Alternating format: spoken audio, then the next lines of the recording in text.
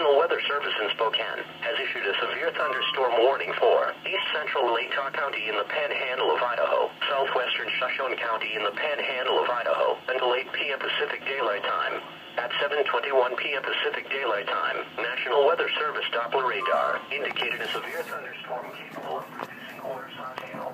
This storm was located near Bothell, or 23 miles north of Orofino, and moving north at 20 miles per hour. Other locations in the warning include but are not limited to Clarkie. Repeating, a severe thunderstorm warning has been issued until 8 p.m. Pacific Daylight Time for the following counties: